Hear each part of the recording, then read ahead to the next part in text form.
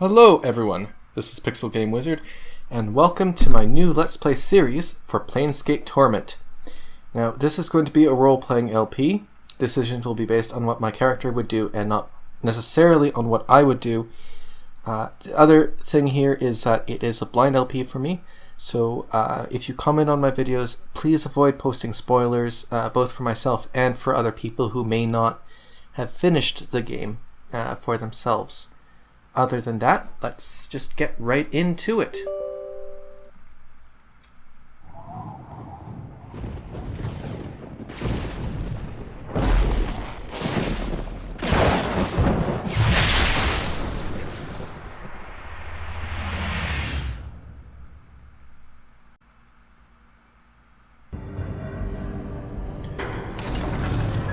Alright, here we go. So, I confess that I have started this game just to make sure the recording works, and to make sure that a few of the mods that I've installed, check the description below, are working. So I know a little bit of the premise here, but I haven't actually seen this cutscene.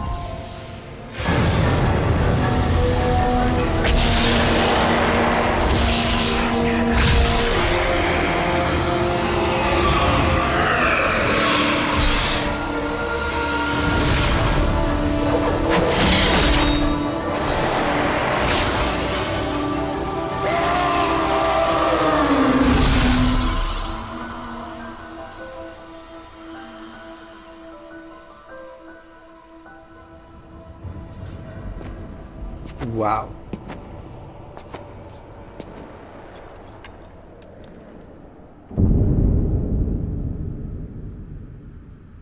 Okay. Well, that was a little bit intense. So I know that we're playing the guy who was just put into the tomb there. It looks like he has some amount of stuff going on in his past. I honestly don't know what much of that means, much of what we saw, but it looks like, yeah, he had a few people that he really cared about, and stuff, weird undead stuff happened. So I'm just going to get into this. So this is who we're playing as, and I've avoided giving him any kind of backstory, because I know that the game kind of gives the character backstory, or something of that nature. So it's not really compatible with anything that I might come up with him. What I can do, though, is give him a unique personality. So what I have in mind for him is that he is fairly smart. He does have foresight, so he can kind of see ahead towards the consequences. But he is prone to emotional outbursts and tantrums. So although he may be wise, he doesn't necessarily listen to his own wisdom, I guess we could say. And the last thing I'd like to point out is he does have a little bit of charisma.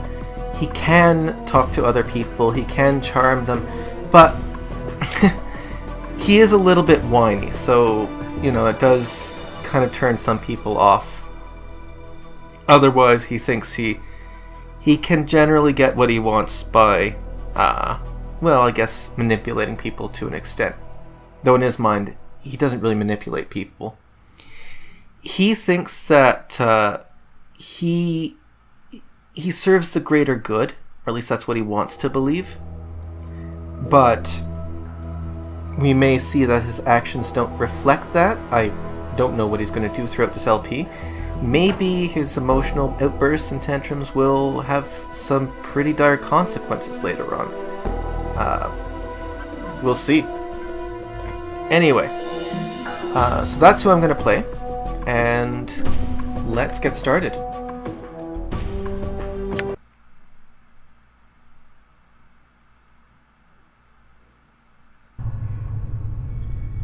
So here we are, waking up in the tomb.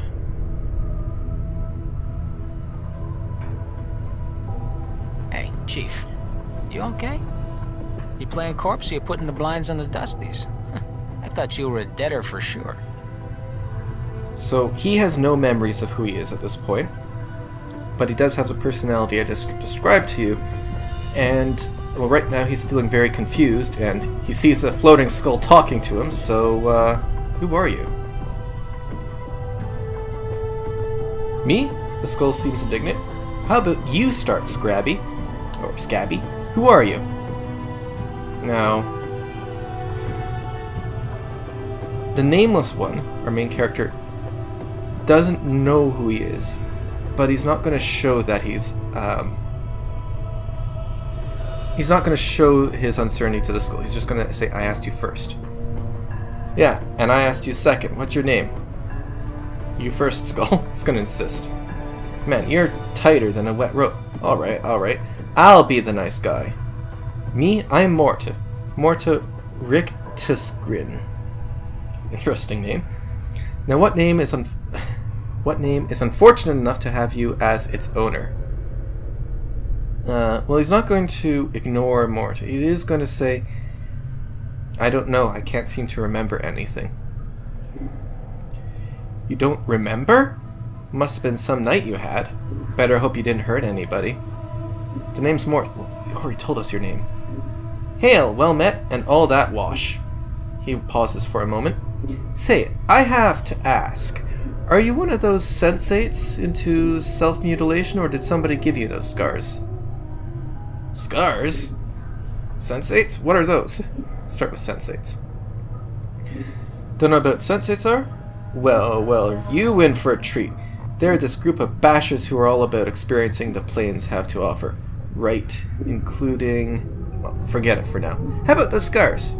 Scars? It's like some basher decided to paint you with a knife. You're scarred all over, even on your back, except... say, you've got a whole tattoo gallery on your back. Burke. Spells out something. Okay, what does it say? Looks like directions. Morta clears his throat. Let's see, it starts with... I know you feel like you've been drinking a few kegs of Styx wash, but you need to center yourself. Among your possessions is a journal that'll shed some light on the dark of the matter. Farod can fill you on the rest of the chant, if he's not in the dead book already. Don't lose the journal, or we'll end up in the Styx again. And whatever you do, do not tell anyone who you are or what happens to you, or they'll put you in a quick pilgrimage to the crematorium. Do what I tell you, read the journal, then find the Farad. Or Farad. Okay. Well, yeah, no wonder my back hurts. Let's see, what are my options here? Can I scroll down? Yep. Did you see a journal with me when I was lying here? No wonder my back... yeah. I'll ask where the journal is. No, you were stripped of the skins when you arrived here. Besides, looks like you got enough of a journal written on your body. Do you know someone named Farron? How do I get out of here? Never mind, I had some other questions. So I think the Nameless One is going to ask, how do I get out of here? Well, now that is a good question. Sand's running through the glass for you, Chief. The dustmen find you. They'll attempt to correct your resurrection problem by tossing you into the crematorium. If you keep playing dead, you'll go to the crematorium anyway. A Modron's choice, eh? What to do? Well, I think the Nameless One can infer from this that the dustmen are people to avoid. So he's not going to ask who the dustmen are.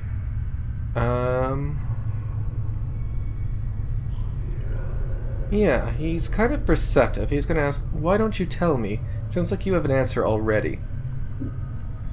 From where I'm sitting, it's obvious you need to get out of here. Me? I can afford to wait.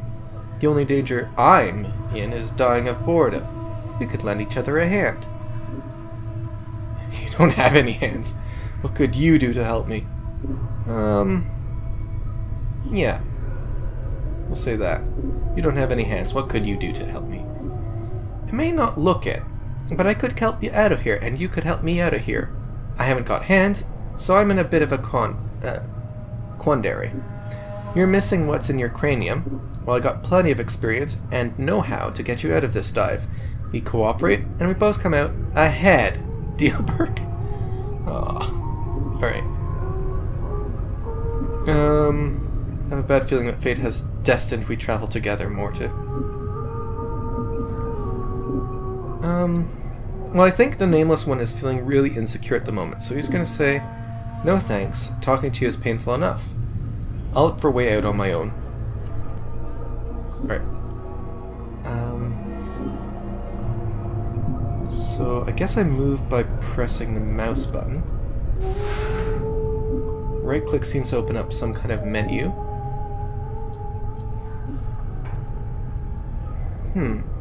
Done. Done. I'm gone. I don't know how to actually move the screen. There we go. Alright. That should do it. I have a feeling that the screen is supposed to move as I move the mouse around, but that doesn't seem to be working at the moment. So I'll look into that next time. So let's just take a little walk around and see what we've got here. I'm gone. We've got a few dead bodies. Oh, this corpse looks like someone turned it inside out. A machine at the head of the table has peeled the skin off the forehead to give direct access to the skull. Looks like we may have other zombies. Zombie workers. This corpse stops and stares blankly at you as you approach. The number 782 is carved into his forehead, and his lips have been stitched closed. The faint smell of formaldehyde emanates from his body. So, preservative, formaldehyde.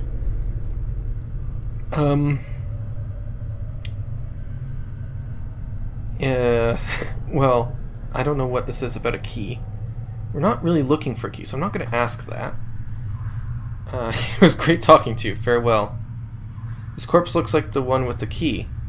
What key? It is holding it tightly in its left hand, its thumb and forefinger locked around it in a death grip. It looks like you'll need to hack off the corpse's hand in order to free the key. Well, leave it in peace, because I have no idea what this key thing is about. I guess there's a door somewhere, but we haven't actually seen it yet, so let's not be hasty. So is this the locked? Door? Yeah. This door's locked, you will need a key. What's this? Scalpel? Okay, I think this symbol means that this is inside the shelves, and this is my own inventory here. Yeah, personal item, ground item. That's exactly what it is. Alright. Done. What about here? If that's locked, you will need a key. I'm gone. Let's see what this is. Over here. Any more items? Bandages? Guess we can take those. Done. Yeah. This device looks like some sort of sewing machine. Arms with hooks, tubes, and metallic thread hanging from it, I think. The slab is dried with blood.